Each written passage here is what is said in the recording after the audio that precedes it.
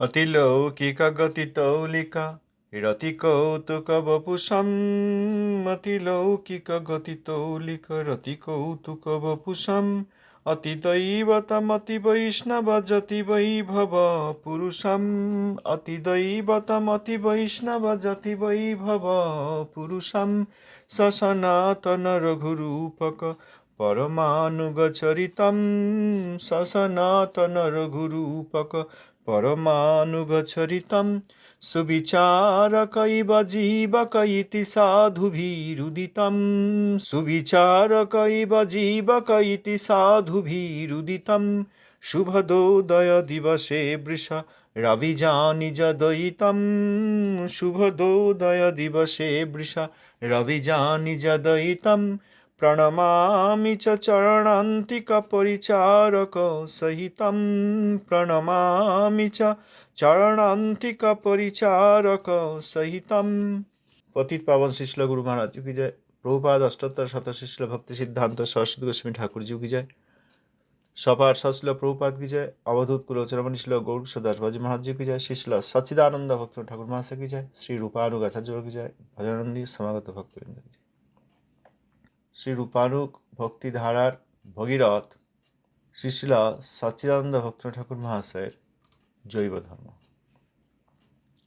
চতুর্থ অধ্যায়। কৃষ্ণ, জীব এবং মায়াতত্ত্বের পর লাহিড়ী মহাশয় জিজ্ঞাসা করলেন, প্রভু, আপনি এখন মায়া, জীব ও কৃষ্ণের নিত্য সম্বন্ধ বলুন। শ্রী বৈষ্ণব দাস বাবাজি। জীব চিদনু, অতএব নিত্য কৃষ্ণ দাস। মায়িক জগৎ জীবের কারাগার। এখানে সৎসঙ্গ বলে নামানুশীলন করিয়া কৃষ্ণ কৃপাক্রমে জীব চিৎজগতে নিজ সিদ্ধ চিৎস্বরূপে কৃষ্ণ সেবার ভোগ করেন। ইহাই তিন তত্ত্বের পরস্পর নিগুড় সম্বন্ধ। এই জ্ঞান না হইলে ভজন কি রূপে হইবে? লাহিড়ী মহাশয় প্রশ্ন করলেন, যদি বিদ্যাচর্চাক্রমে জ্ঞান লাভ করিতে হয় তবে বৈষ্ণব হইবার পূর্বে কি পাণ্ডিত্যের প্রয়োজন আছে? বাবাজি মহারাজ, বৈষ্ণব হইবার জন্য কোনো বিদ্যা বা ভাষা বিশেষ আলোচনা করিতে হয় না। জীবের মায়াভ্রম দূর করিবার জন্য সদ্গুরু সদ্বৈষ্ণবের চরণাশ্রয় করা আবশ্যক। তিনি বাক্যের দ্বারা এবং স্বীয় আচরণ দ্বারা সম্বন্ধ জ্ঞান উদয় করিয়া দেন। ইহারই নাম দীক্ষা ও শিক্ষা। লাহিড়ী মহাশয়, দীক্ষা শিক্ষার পর কি করিতে হয়? বাবাজি মহারাজ, সচ্চরিত্রতার সহিত কৃষ্ণানুশীলন করিতে হয়। ইহার নাম অভিধেয় তত্ত্ব। এই তত্ত্ব বেদাদি সমস্ত শাস্ত্রে প্রবল রূপে অভিহিত হইয়াছে বলিয়া শ্রীমন মহাপ্রভু ইহাকে অভিধেয় তত্ত্ব বলেন। সজল নয়নে লাহিড়ী মহাশয় বললেন, গুরু, আমি আপনার শ্রীচরণ আশ্রয় করিলাম। আপনার মধুমাখা কথা শুনিয়া আমার সম্বন্ধ জ্ঞান হইল এবং সেই সঙ্গে সঙ্গে কি জানি আপনার কৃপা বলে বর্ণগত, বিদ্যাগত, শিক্ষাগত সমস্ত পূর্ব সংস্কার দূর হইল। আপনি কৃপা করিয়া আমাকে অভিধেয় তত্ত্ব শিক্ষা দেন। বাবাজি, আর চিন্তা নাই। আপনার যখন দীনতা উপস্থিত হইয়াছে তখন শ্রীকৃষ্ণ চৈতন্য আপনাকে অবশ্য কৃপা করিয়াছেন। জড়জগতে আবদ্ধ হইয়া জীবের পক্ষে সাধুসঙ্গই একমাত্র উপায়। সাধুগুরু কৃপা করিয়া ভজন শিক্ষা দেন। সেই ভজন বলে ক্রমশঃ প্রয়োজন লাভ হয়। হরিভজনই অভিধেয়। লাহিড়ী মহাশয়, আমাকে বলুন, কি করিলে হরিভজন হয়? বাবাজি, ভক্তিই হরিভজন। ভক্তির তিনটি অবস্থা, সাধন, ভাব ও প্রেম। প্রথমে সাধন ভক্তি, সাধন করিতে করিতে ভাবোদয় হয়, ভাব সম্পূর্ণ হইলে তাহাকে প্রেম বলে। এই পর্যন্ত কি কি বললেন আরেকবার দেখি। লাহিড়ী মহাশয়ের প্রশ্ন এখন, মায়া, জীব এবং কৃষ্ণের নিত্য সম্বন্ধ বলুন। তত্ত্বগুলি জানার পর সম্বন্ধ জানতে চাইছেন, তাদের মধ্যে পারস্পরিক মায়া, জীব আর কৃষ্ণ। সেখানে বাবাজি মহারাজ বললেন, জীব চিদনু, অতএব নিত্য কৃষ্ণ দাস। কারণ সর্বশক্তিমান অচিন্ত সচ্চিদানন্দময় কৃষ্ণের বিভিন্নাংশ যে জীব, তিনি এই বিভিন্নাংশ হওয়ার হেতু নিত্য কৃষ্ণ দাস। এটাই তার স্বরূপ। মায়িক জগৎ হচ্ছে জীবের কারাগার। কৃষ্ণ দাসত্ব আমাদের যে স্বরূপ, সেইটি ভুলে আমরা মায়িক কারাগার। এখানে আর একটা জিনিস বারবার আমাদের যেটা বোঝা দরকার, সেটা হচ্ছে এই যে আমরা নিত্য কৃষ্ণদাস ছিলাম, কৃষ্ণ দাসত্ব থেকে আমাদের পতন হয়েছে তা কিন্তু নয়, সেটা কখনোই নয়। তাহলে নিত্য কৃষ্ণদাস বলতেন না, নিত্য কৃষ্ণদাস স্বরূপ। যারা বদ্ধজীব, নিত্যবদ্ধ জীব, তারা কখনো কৃষ্ণ দাসত্ব প্রতিপালন করেননি, এই জন্য মায়ার কারাগারে রয়েছেন। না হলে কৃষ্ণ দাসত্বের আগে নিত্য থাকতো না, এটা স্বরূপ। এই জড়জগৎ জীবের কারাগার, জেল। এইখানে থাকাকালীন সৎসঙ্গ বলে, অর্থাৎ শুদ্ধ সাধুর সঙ্গ বলে। সাজা কোনো সাধু, সাধুব্রূপ, গুরুব্রূপ, বৈষ্ণবরূপ তারা নন, বৈষ্ণব অপরাধী গুরুব্রূপ নন, সৎসঙ্গ বলে, প্রকৃতই শুদ্ধ সাধু। তার সঙ্গের বলে, নামের অনুসরণ করে কৃষ্ণ কৃপাক্রমে জীব চিৎ জগতে নিজের যে সিদ্ধ চিৎস্বরূপ, সেখানে যে কৃষ্ণ সেবা, সেই সেবা রস ভোগ করতে পারে। কতগুলি জিনিস আছে। এটা কারাগার, নিত্যবদ্ধ জীব, আমরা কারাগারে রয়েছি। এখানেও শুদ্ধ সাধুর সঙ্গ পেলে আমরা বল পাব। তখন শ্রী নামানুসরণ করব তার কৃপায়, শুদ্ধ সাধুর কৃপায়, তার উপদেশে। নামানুসরণ করে যখন কৃষ্ণ কৃপা করবেন, তখন জীব এই মায়াবদ্ধতা থেকে মুক্ত হয়ে চিৎ জগৎ বৈকুণ্ঠে যাবে এবং সেখানে তার যে নিজ সিদ্ধ চিৎস্বরূপ, অর্থাৎ কৃষ্ণদাসত্ব, সেইটি পাবেন এবং কৃষ্ণ সেবা করবেন, কৃষ্ণ সেবা রস আনন্দ পাবেন। জীব চিদনু, অতএব কৃষ্ণের নিত্যদাস। মায়াবদ্ধ জীব মায়ার দ্বারা, কৃষ্ণেরই বহিরঙ্গা শক্তির দ্বারা এখানে মায়া কবলিত হয়ে বদ্ধ হয়ে আছে। সাধু সঙ্গ বলে নামানুসরণ করলে কৃষ্ণের কৃপায় নিত্যধামে যেতে পারবে। এই তিন তত্ত্বের পরস্পর নিগূঢ় সম্বন্ধ। তাহলে জীব হলো, মায়া হলো, আর কৃষ্ণ কৃপা হলো। এই জ্ঞান না হলে কি করে ভজন হবে? বাবাজি মহারাজ বলছেন, এই জ্ঞান না হইলে ভজন কিরূপে হইবে? এরপর লাহিড়ী মশাই বলছেন, যদি এই সম্বন্ধ তত্ত্ব কৃষ্ণ, কৃষ্ণ মায়া এবং জীব, এই তিন তত্ত্ব জানতে হয় এবং তাদের পারস্পরিক সম্বন্ধ জানতে হয়, অর্থাৎ এই বিদ্যা, এই জ্ঞান পেতে হয়, তাহলে তো পণ্ডিত হতে হবে, হবে না? পূর্বেই তো পণ্ডিত হতে হবে। এই প্রশ্ন করছেন, তোমাকে তো পণ্ডিত হতে হবে, না হলে জানবো কি করে? পাণ্ডিত্য না থাকলে জানবো কি করে? তবে তো এইগুলো সব বুঝতে পারবো, তত্ত্ব এবং তত্ত্বের মধ্যে পারস্পরিক সম্বন্ধ। তারপর বাবাজি মহারাজ উত্তর দিচ্ছেন, না, বৈষ্ণব হওয়ার জন্য কোনো বিদ্যা বা ভাষা বিশেষ আলোচনা করতে হয় না, অর্থাৎ শিখতে হয় না। কোনো বিদ্যার প্রয়োজন নেই। আবার ভাষা জানতে হবে, কোনো ভাষা, যে ভাষায় গ্রন্থাদি লেখা আছে সেই ভাষা জানতে হবে, বা যে ভাষায় শুদ্ধ ভক্ত কথা বলছেন সেই ভাষা জানতে হবে, এমনও নয়। কোনো বিদ্যা বা ভাষা বিশেষ, কোনো স্পেসিফিক ল্যাঙ্গুয়েজ, সেটা জানতে হবে, এমনও নয়। এই মায়াভ্রম দূর করার জন্য, জীবের মায়াভ্রম দূর করার জন্য সদ্গুরু, প্রকৃত বৈষ্ণব, শুদ্ধ বৈষ্ণব, সদ্গুরু, সৎ বৈষ্ণবের চরণাশ্রয় করা আবশ্যক। চরণাশ্রয় করতেই হবে। আদৌ গুরুপাদাশ্রয়, শ্রীল রূপ গোস্বামীপাদ যে লিখেছেন শ্রী ভক্তিরসামৃত সিন্ধুতে, সেটি অবশ্যই দরকার। প্রথমেই, আদৌ অর্থাৎ প্রথমেই, তারপরে কিছু গেলে হবে না। প্রথমেই, সবার আগে, সর্বাগ্রে আদৌ গুরু পাদাশ্রয় করতেই হবে। আর এখানে বলছেন সেটাই, গুরু চরণাশ্রয় করতেই হবে। গুরু চরণাশ্রয় করাটা আবশ্যক। আর কার চরণাশ্রয়?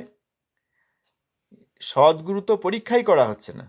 যে কোনো জায়গায় দীক্ষা নিয়ে যে কেউ ভাবছেন যে আমার এরকম, হ্যাঁ, গুরুপাদাশ্রয় হয়ে গেছে, তার দীক্ষা হয়ে গেছে, মন্ত্র পেয়ে গেছি, মন্ত্রটা পেয়ে গেছি, কোথায় পেয়েছি, তিনি কেমন, এসব ধারণার আর চিন্তা নেই। তিনি বড় সিংহাসনে বসে আছেন, তিনি বড় সম্প্রদায়ের আচার্য, বড় মন্দিরের আচার্য, তার অনেক গেস্ট হাউসও আছে, বা তার অনেক শিষ্য আছে, খুব খুব বলতে পারেন, ভালো গাইতে পারেন, বা অনেক গায়ক তাঁর অধীনে আছে, এইসব। তা বলেননি, বলেছেন সদ্গুরু, সদ্বৈষ্ণব। সদ্গুরু অর্থাৎ তিনিই প্রকৃত গুরু, যিনি মহাবৈষ্ণব, সদ্বৈষ্ণব। বিশেষ মধ্যম বা উত্তম বৈষ্ণব গুরু হতে পারেন। তাঁর চরণাশ্রয় করা আবশ্যক। চরণাশ্রয় অর্থ কি? চরণাশ্রয় করলে কি হবে? তিনি বাক্যের দ্বারা, হরিকথা, শ্রবণ কীর্তন, তিনি শ্রবণ কীর্তন করাবেন। একটা চারা গাছ তাকে বুনলে, বা তাকে চারা গাছ রোপণ করলে, যেমন তাকে জল ইত্যাদি দিতে হয়, সেই রকম এই সদ্গুরু, সদ্বৈষ্ণব তাঁর চরণাশ্রয় করলে, অর্থাৎ আত্মনিবেদন করলে, তিনি বাক্যের দ্বারা, অর্থাৎ শ্রবণ কীর্তন করাবেন, হরিকথা বলবেন, অপ্রাকৃত বাক্যের দ্বারা এবং স্বীয় আচরণ দ্বারা, দুটোই করবেন। শুধু বলে দেবেন তা নয়, ডু অ্যাজ আই সে, সেরকম নয়। তিনি নিজেও আচরণ করবেন, তিনি বাক্যের দ্বারা বলবেন, অপ্রাকৃত বাক্য, হরিকথা, আর নিজের আচরণ দিয়ে সম্বন্ধ জ্ঞান উদয় করিয়ে দেবেন। তাঁর আচরণ তিনি কিভাবে করছেন, তো তাঁর আচরণটা কেমন হবে? এই যে আমরা আরতি নিয়ে বারবার বলি, আরতিটা কোনো আচরণ নয়। শুদ্ধ বৈষ্ণব, মহাবৈষ্ণব যারা প্রকৃত, আগে মহাবৈষ্ণব পাওয়া গেছে, বর্তমানে বেশিরভাগ সব বৈষ্ণব অপরাধীর দল, তাঁরা আবার গুরু সেজে আরতি নিচ্ছেন। এই আরতিটা সম্বন্ধ জ্ঞান উদয় করানো নয়। তিনি যদি তাঁর গুরুদেবের আরতি করেন, সেবা করেন, পূজা করেন, তাঁর গুরুদেবের যে শিক্ষা বাক্য আদি এইসব অনুকীর্তন করে বলেন, তখন বর্তমান শিষ্যকুলের মঙ্গল হবে, শিষ্য শিষ্যাদের যারা আত্মসমর্পণ করেছেন। এইটি সদ্গুরু সদ্বৈষ্ণবের কাজ। তিনি বাক্যের দ্বারা হরিকথা শ্রবণ করিয়ে এবং নিজের আচরণ দ্বারা তিনি কিভাবে করছেন তার গুরুদেবের সেবা, গুরু গৌরাঙ্গের সেবা কিভাবে করছেন, এটা নিজে আচরণ করে দেখিয়ে সম্বন্ধ জ্ঞানের উদয় করিয়ে দেবেন। এরই নাম দীক্ষা ও শিক্ষা। বলেন নাই যে মন্ত্র দিয়ে দেবেন, বলেছেন এখানে কোথাও রয়েছে?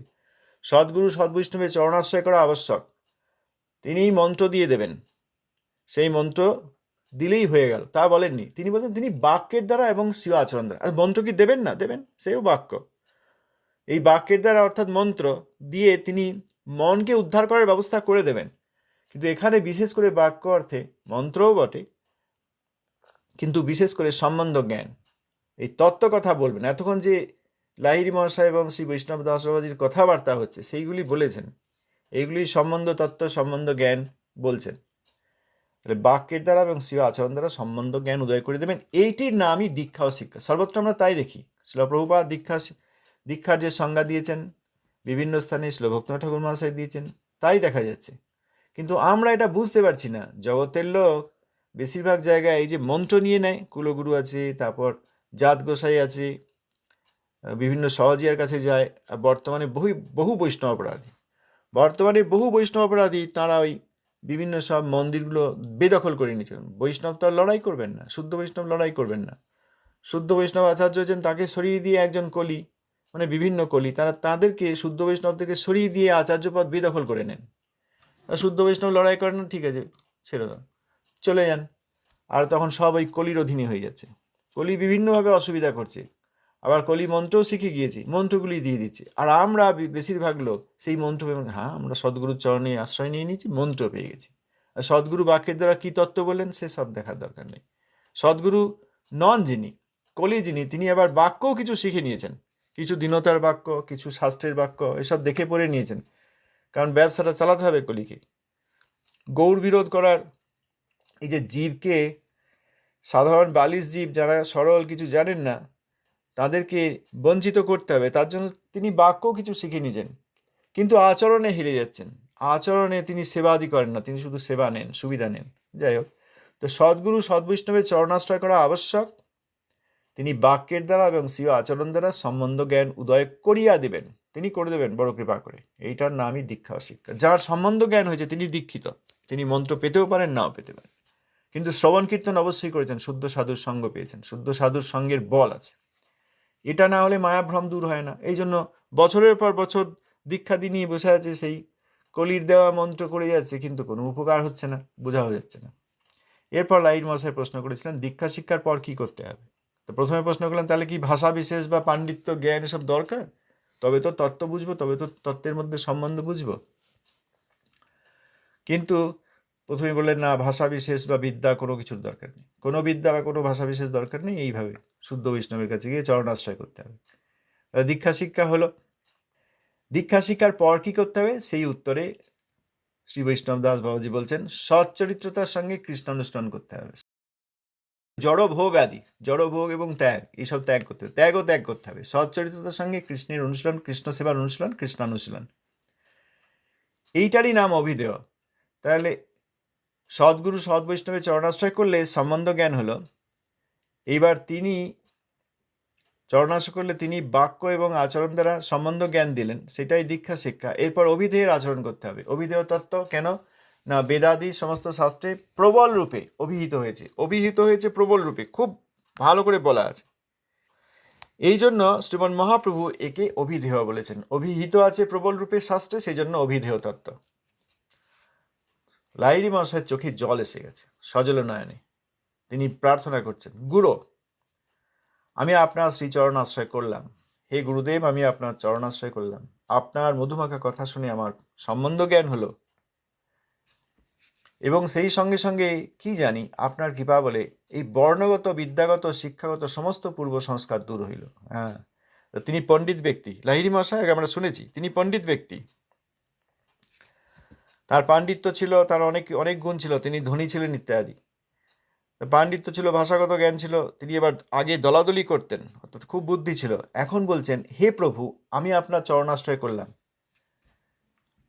আর বাবাজি মহারাজ যে সম্বন্ধ তত্ত্বের কথা বলেছেন সেটি তার খুব ভালো লেগেছে। মধুমাখা কথা, এইটা শুনে আমার সম্বন্ধ জ্ঞান হলো। তাহলে চরণাশ্রয় করলাম, আপনার অপ্রাকৃত কথা শুনে আমার সম্বন্ধ জ্ঞান হলো, এবং সেই সঙ্গে সঙ্গে কি জানি না, অর্থাৎ আমাকে চেষ্টা করতে হয়নি। আমার যে পূর্ব সংস্কার, আমার যে আগে যেসব অহংকার ছিল যে আমি পণ্ডিত, আমি জ্ঞানী, বুদ্ধিমান ইত্যাদি, সেইগুলি বর্ণগত, অর্থাৎ আমি কুলীন ব্রাহ্মণ, বিদ্যাগত, অর্থাৎ আমার অনেক বিদ্যা আছে, পাণ্ডিত্য আছে, শিক্ষাগত, অর্থাৎ আমি অনেক বিষয় জানি, এই সমস্ত পূর্ব সংস্কার আমার দূর হলো। আপনি কৃপা করে আমাকে অভিধেয় তত্ত্ব শিক্ষা দিন। খুব তাড়াতাড়ি কৃষ্ণতত্ত্ব, কৃষ্ণ মায়াতত্ত্ব, জীবতত্ত্ব, কৃষ্ণ, মায়া এবং জীব, এই তিন তত্ত্বের পারস্পরিক সম্বন্ধ হলো। এইবার বলছেন আমাকে অভিধেয় শিক্ষা দিন। তখন বাবাজি মহারাজ বললেন, আর চিন্তা নেই, আর কোনো রিস্ক নাই, আর কোনো সমস্যা নেই, আর চিন্তা নেই। আপনার এই যে দীনতা উপস্থিত হয়েছে, অতএব বোঝা যাচ্ছে শ্রীকৃষ্ণ চৈতন্য মহাপ্রভু আপনাকে অবশ্যই কৃপা করেছেন। এই জড়জগতে প্রকৃত সাধুর সঙ্গই একমাত্র উপায়। সাধুগুরু কৃপা করে ভজন শিক্ষা দেন, সেই ভজন বলে ক্রমশ প্রয়োজন লাভ হয়। অভিধেয়, হরিভজনই অভিধেয়। তাহলে সম্বন্ধ হলো, এরপর এই অভিধেয়, অর্থাৎ যে আচরণ করলে প্রয়োজন প্রেমটি পাওয়া যাবে। লাহিড়ী মহাশয় আগে তো কালোয়াতি উচ্চাঙ্গ সঙ্গীতে সুর দিয়ে হরিনাম করে প্রশংসা করবার চেষ্টা করতেন। নিজের মধ্যে ধনী, কুলীন ব্রাহ্মণ, পণ্ডিত এবং বুদ্ধিমান, এইসব ধারণাগুলি ছিল। এখন এই বৈষ্ণবদাস বাবাজি মহারাজের কাছে আত্মসমর্পণ করেছেন। আপনি যা বলবেন তাই করবো, এটা হচ্ছে আত্মসমর্পণ। এখন আপনি যা বলবেন আমি তাই করব। এই যে দীনতা হয়েছে, এইটি জীবের হয় না, মহাপ্রভু কৃপা করলে হয়। এই জন্য বললেন, আপনার যখন এত দীনতা উপস্থিত হয়েছে, মহাপ্রভু নিশ্চয়ই আপনাকে কৃপা করেছেন। আমাদের মধ্যে দীনতা আছে, খুব কম ব্যক্তির মধ্যে দীনতা আছে। দীনতা নাই। পূর্ব আচার্যগণের সম্মুখে যে অপরাধ করেন বিভিন্ন ব্যক্তি, তারা কলির দূত, তাদের মধ্যে কখনো দীনতা থাকতে পারে না। তারা এই কথাবার্তায় কখনো কখনো যে দীনতা প্রকাশ করেন, সেটি ওই বাইরে কিছু শিখে নিয়েছেন জীব বঞ্চনা করার জন্য। তাদেরকে ত্যাগ করতে হয়। কলি ত্যাগ না করলে কখনো উপকার হয় না। কলির কাছে যদি আত্মসমর্পণ করা হয়, তাহলে কখনো গৌর ভক্তি পাওয়া যাবে? কলি যে নিতাই চরণে অপরাধ করে, কলি যে প্রভুত্রয়ের চরণে অপরাধ করে, কলি যে প্রভুপাদকেই প্রাকৃত সন্ন্যাসী মনে করে, প্রভুপাদের শিষ্যগণ যারা প্রকৃত শিষ্য পরম ভজনানন্দী, তাদের প্রতি অপরাধ করে, কলি নিজেকে কঠোর ত্যাগী মনে করে। এইগুলি ত্যাগ না করলে আবার গৌর ভজন হয়? কলির কাছে যারা আত্মসমর্পণ করেছেন, সর্বনাশ করে নিয়েছেন। এখন সেইটা ত্যাগ কি করে করা যায়, এটা না দেখলে আর কখনো ভজন হয় না। ও গ্রন্থ পড়াই হোক, আর হরিনাম করা হোক, আর রান্না করে ঠাকুরকে ভোগ দেওয়ার অভিনয় করা, ভগবান খাবেন নাকি? মহাবৈষ্ণব অপরাধী, গুরুদেবের চরণে অপরাধী, এরকম সব ব্যক্তি, তাদেরকে সব গুরু করে বসে আছেন অনেকে, কিছুতেই মঙ্গল হয় না। যাই হোক, এখানে আমরা যে দেখলাম, এই মন্ত্রগ্রহণ গুরুপাদাশ্রয় নয়। গুরুপাদাশ্রয় অর্থাৎ আত্মসমর্পণ। প্রথমে গিয়ে আত্মসমর্পণ করবেন, এবার গুরু যা দরকার দেবেন। মন্ত্র দরকার হলে মন্ত্র দেবেন, যে মন্ত্র দেওয়ার দরকার সেই মন্ত্র দেবেন। আর বিশেষ করে তিনি যেটি করবেন, বাক্যের দ্বারা, অপ্রাকৃত বাক্যের দ্বারা এই সম্বন্ধ তত্ত্বের শিক্ষা দেবেন। এই সব দেখা গেল। আর এটি হলে পূর্ব সংস্কার, অহংকার, বিদ্যার গর্ব, পাণ্ডিত্যের গর্ব, ধনের গর্ব, কুলীন ব্রাহ্মণ হওয়ার গর্ব, এসব চলে যাবে। তখন দিন হবেন। দিন হলে বোঝা যাবে এইবার মহাপ্রভু কৃপা করেছেন। এরপর লাহিড়ী মহাশয় বললেন, আমাকে বলুন কি করলে হরিভজন হয়, অর্থাৎ অভিধেয়। তখন শ্রী বৈষ্ণবদাস বাবাজি বললেন, ভক্তি হরিভজন। ভক্তির তিনটি অবস্থা, সাধন, ভাব ও প্রেম। প্রথমে সাধন ভক্তি, সাধন করতে করতে ভাবের উদয় হয়। ভাবের উদয়ের পর যখন ভাব সম্পূর্ণ হয়, তখন সেটি হচ্ছে প্রেম। আজ এই পর্যন্ত থাক। আগামীকাল আমরা আবার এর পরবর্তী অংশে ধন্যবাদ।